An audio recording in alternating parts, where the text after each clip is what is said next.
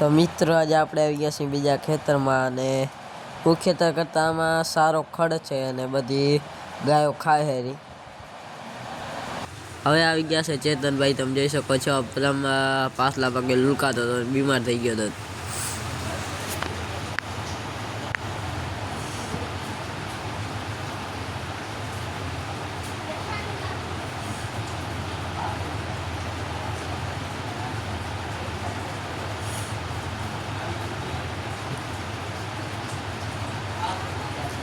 અને હવે એક ઝાડમાં કેરીઓ જડી તો ચેતનભાઈ તે કેરીઓ તોડતા હતા.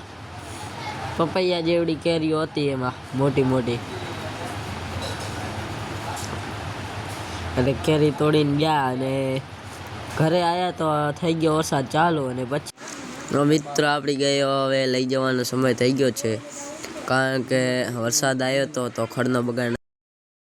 આપણી આ જાય વરજ અને આગળ બીજી વળગાવી જાય છે. તો હવે ગાયો આવી ગઈ અવાડે, એમની ઊભી વરસાદના કારણે પાણી નથી પીતી હું.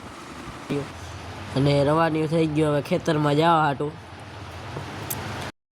અડધી ગાયો આમ જાય ને અડધી આમ જાય. મેં ખેતરમાં આપણે ચરવા આવી ગયું છે ગાયું, તમે જોઈ શકો છો. હમણાં આપણે પાડી ચરે હેરી બતાવીએ.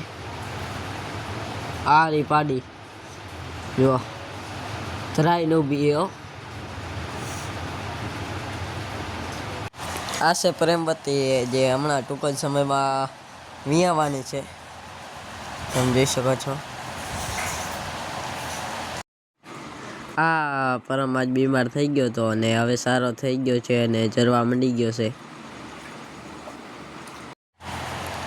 આ છે કલ્યાણી, જે કાલ બીમાર થઈ ગઈ હતી અને સવારના ચરવા લાગી છે.